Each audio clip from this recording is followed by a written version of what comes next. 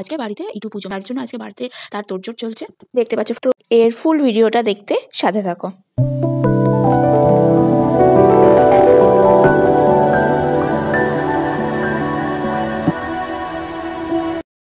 Hello friends, welcome to my channel. আজকে বাড়িতে ইতু পুজো, মানে ইতু পুজো তো পুরো একটা মাস জুড়েই হয়, রবিবার রবিবার করে, কিন্তু আজকে হচ্ছে মাসের শেষ দিন, তাই সেই ইতু পুজো শেষ দিন। তো আজকে একটু বড় করে পুজো করতে হয়। অন্য সানডেগুলোতে নর্মালি পুজো করলে চলে, বাট আজকে একটু ভালো করে, একটু বড় করে পুজো করে ঠাকুর বিসর্জন দিয়ে দিতে হয়। হয়তো তার জন্য আজকে বাড়িতে তার তোড়জোড় চলছে, দেখতে পাচ্ছ ফল কাটা হচ্ছে, পুজোর মোটামুটি যা যা লাগে সব রকম প্রিপারেশন চলছে।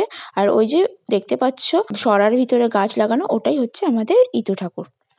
এবার দেখো এখানে চাল, কলা, নতুন পাটালি গুড়, পান, আরো যা যা লাগে সেসব দিয়ে একটা নৈবেদ্য তৈরি করা হচ্ছে। তো এটা হচ্ছে ইতু পুজোতে ম্যান্ডেটরি, এটা প্রতি সপ্তাহতেই দিতে হয়, ইনফ্যাক্ট লাস্ট দিনও দিতে হয়।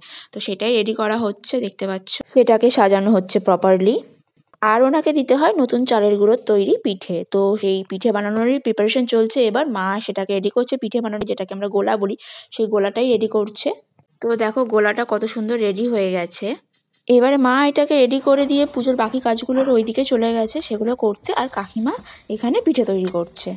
এবার দেখো পিঠে রেডি হয়ে গেছে, এটাকে আমরা জেনারেলি ভাজা পিঠে বলে থাকি, জানি না তোমরা কি বলো, সেটা কমেন্ট করে জানিও আমাকে। এবারে পিঠে, বাকি সব ফল প্রসাদ, নৈবেদ্য সবকিছু সাজিয়ে দেওয়া হচ্ছে ঠাকুরের সামনে। এবারে দেখো সবকিছু সাজানো হয়ে গেছে, দেখতে কতটা সুন্দর লাগছে সবকিছু। এবারে মা পুজোয় বসবে, তার জন্য প্রিপারেশন নিচ্ছে। ইতু পুজো মানে হচ্ছে ইতু পুজোর ব্রত কথা ঠাকুরের সামনে পাঠ করা, তো সেই পাঠ করারই প্রিপারেশন নিচ্ছে। আর কাকিমা হাতে দুব্বো আর আতপ চাল নিয়ে সেই পাঠ শুনবে, এটাই হচ্ছে ইতু পুজোর নিয়ম। তো মা ঠাকুর প্রণাম করে এবার পুজো স্টার্ট করলো। এবারে মা ব্রত কথা পাঠ করছে। এবারে ব্রত কথা পাঠ করা হয়ে গেলে মা আরতি করে পুজো কমপ্লিট করলো। এবারে দেখো পুজো হয়ে গেলে প্রসাদ সাজিয়ে সবাইকে দিয়ে আসলো। এবারে আমার ভাগের প্রসাদটাও তোমাদেরকে দেখিয়ে দিলাম। আমার এই প্রসাদগুলোর মধ্যে মেন সব থেকে যেটা ভালো লাগে সেটা হলো এই পিঠেটা। এবার দেখো ঠাকুর বিসর্জনে যাওয়ার পালা।